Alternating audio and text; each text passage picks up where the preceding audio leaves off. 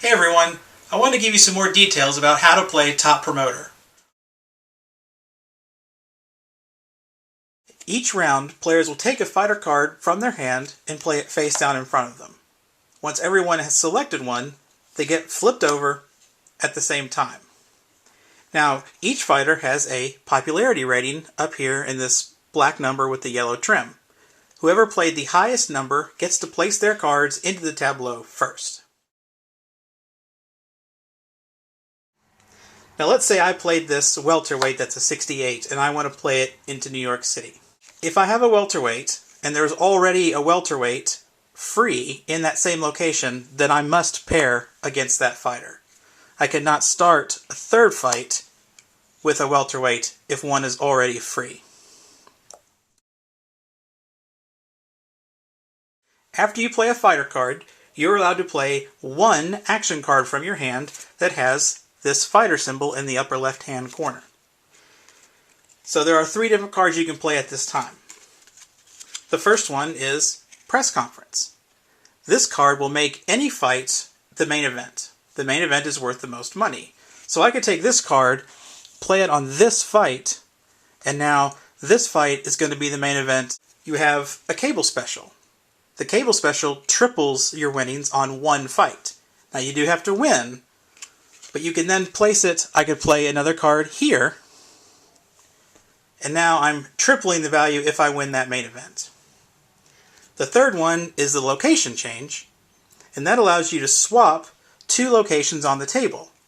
So for instance, if Kinshasa was on the table, I could take New York and flip it with Kinshasa.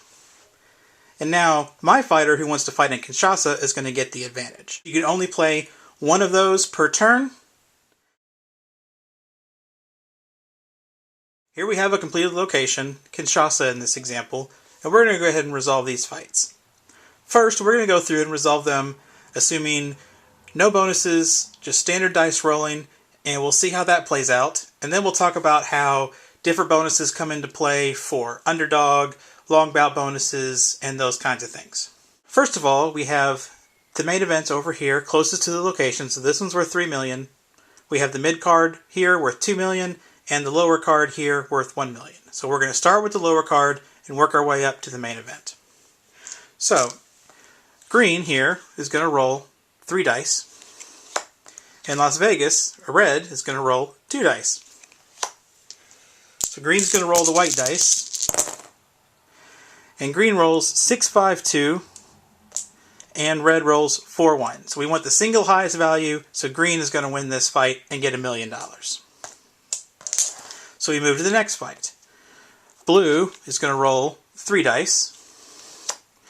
Purple is also going to roll 3 dice, except they want to be in Kinshasa, and that is where the location is. So they're going to roll 1 extra die for fighting in their home location. So purple's going to roll 4.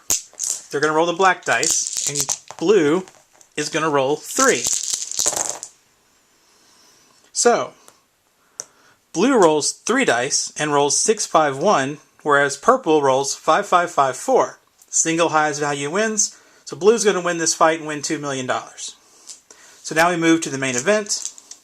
Purple is rolling 5 dice, and orange is rolling 3 dice. So purple's going to roll the black dice, and the green dice for orange, white dice for orange, and you can see we get 6, 5, 5 to 6, 5, 4. So purple is going to win this fight on the 3rd die. So they win $3 million. Now this is a good time to go ahead and start talking about the different bonuses that we might get during scoring in Top Promoter. So in this event, we have the long bout bonus. Basically, the long bout bonus says any die past 2 it takes to find a resolution to a fight is worth an extra $1 million. So in this case, it was the 3rd die. So it's 1 die past the first 2. So that fight is worth an extra $1 million. So it's really going to be worth $4 million. Now, let's take the same example, and let's say this happened. 6, 5, 3, 3, 3, and 6, 5, 4. So in this case, orange is going to win the fight on the third die instead of purple. Now we have the underdog bonus. So we look at the cards. Orange rolled 3. Purple rolled 5. So orange is a 2-die underdog. Because they're a 2-die underdog, they will triple the value of the fight. So in this case, it was worth 3 million. We've gone to the third die, which makes it 4 million. And now it's tripled because he's a 2-die underdog, so he's going to get $12 million off of one fight. That's a really good payday. Another way to win the fight is by rolling a signature move. Some fighters have this little scallop pattern above their weight class letter. See the little star symbol there? Where most of them are just a little semicircle. The ones with the stars have a chance to actually roll their signature move. Now it varies depending on how many dice you roll. For a 3-die fighter, he wants to roll 3 of a kind. So no matter what he rolls, if he rolled, say, 3-3-3, and he rolled 6-5, green is going to win because that's his signature move. In the case of 4 dice, they want to roll a 4 in a row. 1, 2, 3, 4, 2, 3, 4, 5, 3, 4, 5, 6. In the case of a 5-die, he wants to roll a full house. The important thing here is it doesn't matter how many dice you're actually rolling to determine what you need for your signature move. So for instance, let's say this guy was fighting in Vancouver, so he got to roll an extra die. Now he's rolling 4 dice instead of just 3. He still only needs 3 of a kind.